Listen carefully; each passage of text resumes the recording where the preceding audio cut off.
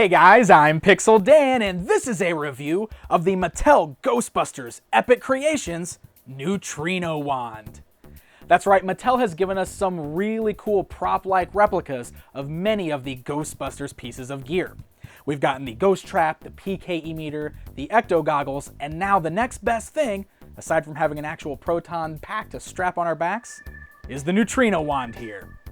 As you can see, it comes in the same style box that we've seen all of the other Ghostbusters equipment pieces come inside of thus far. It's got a very cool crate-like look to it, and as you can see on the deco, aside from having the No Ghost logo, there are also some fake warning labels on there that have some very humorous sayings on there, such as, "Do not cross the streams unless there is a 100-foot marshmallow man on the way to destroy your city." It's pretty humorous and definitely captures the same style of humor seen in the Ghostbusters films. Now the top lid pops right off the box, and right on the inside, the first thing we've got is an instruction manual that will kind of help you figure out what all the little knobs and dials and everything on there are going to do, but I'm also going to show you all that right here in this video. There's a nice solid piece of styrofoam in there to really hold it in place and keep it safe, and then you remove the Neutrino Wand from the plastic, and we are ready to take a look at this bad boy. Alright guys, let's go ahead and take a look at this Neutrino Wand outside of the box. Now, upon removing this thing, the first thing that I really noticed is it's a very lightweight feeling piece of equipment. And honestly, it's probably because it's made of plastic. It's not made of metal like the actual Neutrino Wand would have been, or that the prop one probably was. So it's very lightweight plastic. It almost feels like it's hollowed out, but it's not to say that it feels cheap or anything like that, because that's definitely not the case. I think I was just more surprised by its lightweight more than anything else. But it feels really great in your hands. You can see it's got some nice finger grips both on the front and underneath the handle there that fits 4 fingers perfectly. So it just feels nice and natural when holding it in your hands. It is worth noting that it's definitely set up for holding it right-handed or for a right-hand person, since you got the grips with your left hand up here on the front of the blaster. But the whole thing just feels really great when you're holding on to it, and there's just something really cool about holding on to an actual neutrino blaster yourself, you know? The details on it look really nice. It very much appears exactly how these things did in the film. You can see there are lots of cool little switches and knobs all over this thing, and many of these will actually function for the features that this thing includes, which I'm going to show you in just a bit. But you even have the little bottle thing kind of stuck in the top. It almost looks like the whole piece is hodgepodge together, which I'm sure that's exactly how the Ghostbusters would have built it. But some of the fun little touches on here are seen such as like in the places where the handle meets. Their plastic on here is designed as if it's almost welded together, like it's pieces of metal welded together. You see the exact same thing up here in the front. And I think little touches like that are really neat and just not something I even expected to see until I saw it on there, and I thought it was really neat. Also around the edges, there's some nice silver paint kind of scratched on there, as if the metal is scratched, or the black paint is scratching off the metal to reveal the shine underneath. So it definitely has some really nice touches on there to make it feel even more movie accurate. Even though it's plastic, it's got all that on there to make it look more metallic.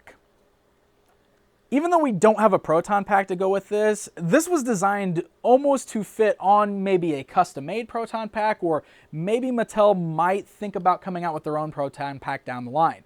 For instance, you'll notice in the end there is a little hole, almost as if you could insert some sort of a cable right in there. Also on the underside, you've got the little hook that would be perfect for actually strapping it right to the proton pack on your back there. So it's nice that little touches like that have been put on there. Even if Mattel doesn't have a proton pack in the works now, it's nice to know that maybe they're thinking about doing something like that down the road.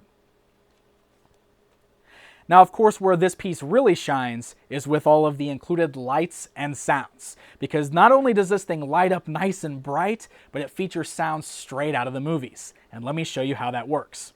First of all, it does need batteries. 3 AA's will go right in the bottom. Does not come with those batteries. You will need a screwdriver to take off this bottom piece to plug in the batteries, and then you're ready to go.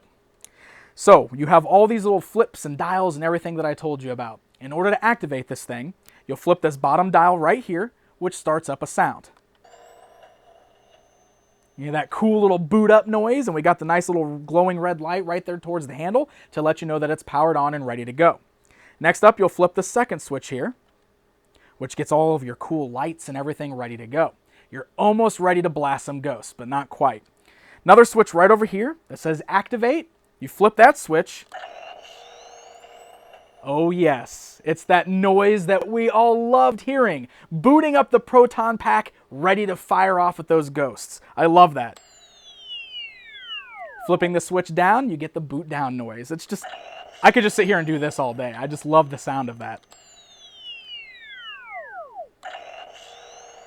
But it's really neat too, seeing the way that the lights flicker on there as if it's kind of charging up and powering up. And then we have the little blinking light there letting you know that we're ready to go. We're ready to blast.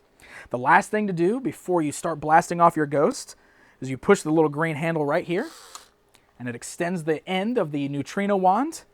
And then we have this little button right here, right at your thumb. And when you press that button, we're ready to blast.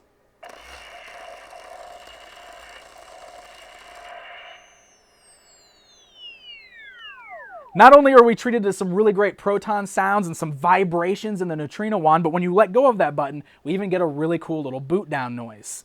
And you can even intensify the proton blast. So if you're blasting even stronger, more powerful ghosts, or the Stay Puft Marshmallow Man is trampling over your city, all you got to do is turn the dial right here to increase the intensity. And it's really great because we even have these little yellow lights right here that let you know if it's lower intensity or stronger intensity. And you can tell the difference in the proton blast. So for instance, if I'm blasting and I turn the intensity up, we get much faster light movements and a much louder, heavier vibration on there. And again, we get that cool boot down noise, which is just so much fun to play with. Another thing that's really cool about this, and something I really wish I could test out, if you have two of these Neutrino Wands, you can cross the streams. That's right. If you point these two Neutrino Wands at each other, they will react as if you're crossing the streams. You'll get different light flashes, you'll get heavier vibrations, it'll know that you're doing something that you're not supposed to do. I think that is a really fun little innovation that Mattel threw in there, and definitely something I'd like to see in action at some point.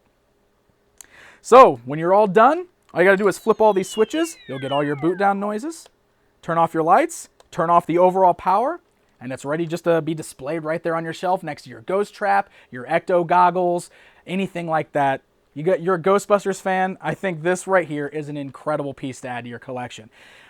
It's a really lightweight piece, but it looks great, and most importantly, it's a total blast to play with. I could sit here all day and just listen to those sounds and pretend like I'm blasting ghosts. I would have loved to have a Proton Blaster like this when I was a kid.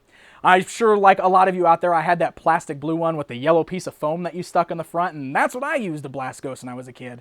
This right here is little kid Pixel Dan's dream come true. It's really fun, and if you're a Ghostbusters fan, I definitely think you'll have just as much fun as I. This thing will go on sale Monday on MattyCollector.com and retails for $130. So happy hunting, and until next time.